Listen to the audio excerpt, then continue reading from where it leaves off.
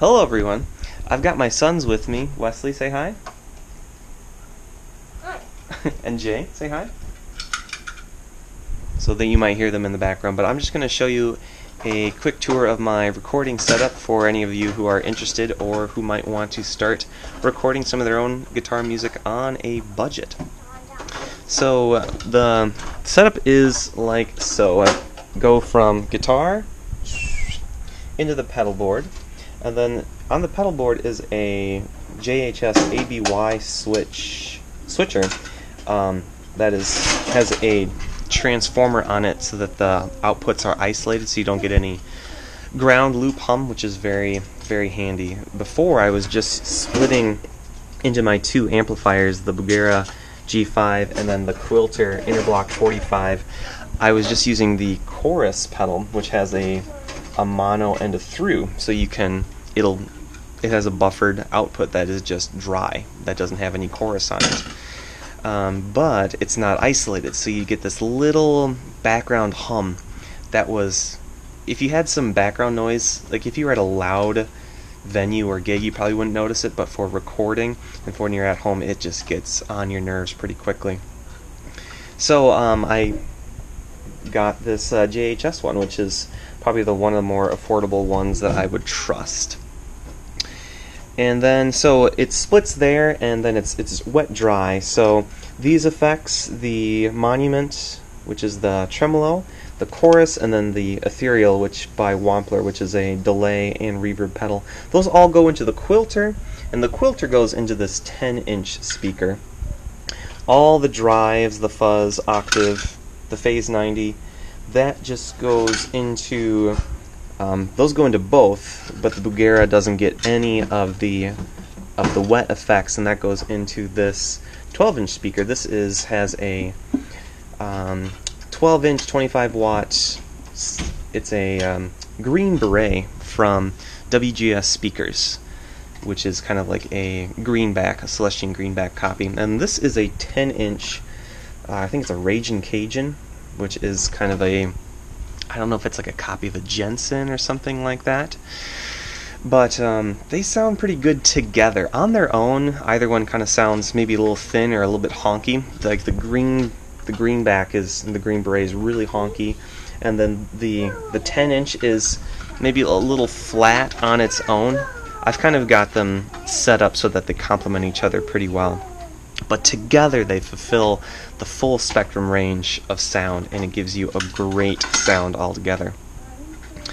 And then for recording, I have gotten a couple of mics. So I'm using condenser mics because I'm at home and I'm recording at a low volume. And so the mics I've gone with are Mxl Microphones. This one on the left on the 10-inch speaker is the Mxl 990, which is their kind of like their base model large diaphragm. And then this one, this green one, is a 46. Let's take a look, see what that is. That is a V67, which is like a large diaphragm condenser mic. Focus on kind of vocals, but you can use them for anything. There's really no rules with microphones. The 990 also came with a small diaphragm microphone, useful for acoustic guitar, which is, again, it's a cheaper one, but it does the trick for right now. I'm gonna just start up my recording for guitar, and I'm going to play a couple of different pedals so you get an idea of what they sound like. And I'll have the amps panned left and right. So in your left ear or in your left speaker, you're going to hear the wet amp, the Quilter 45, the 10-inch speaker, and then in your right ear on the right monitor will be the Green Beret that is fed by the Bugera G5. All right, let's take a listen.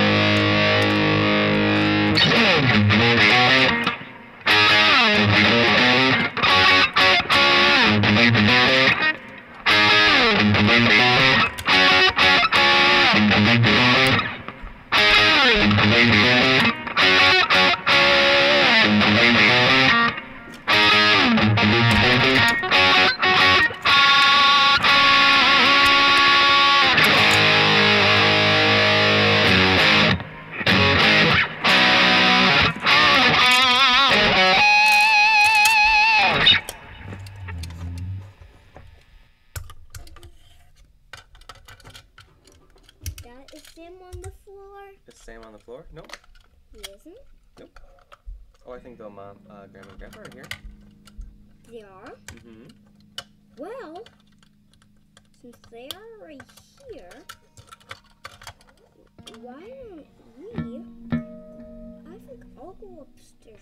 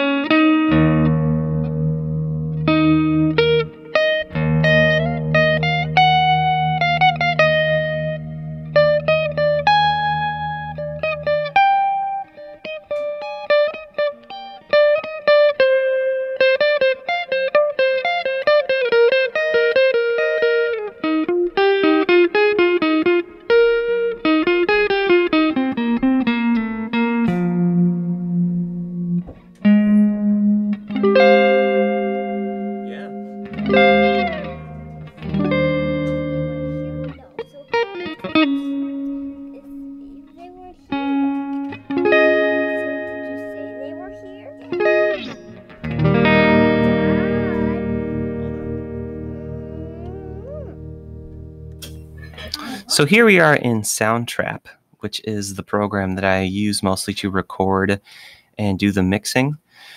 I can create drum tracks or borrow drum tracks from the loops that they have.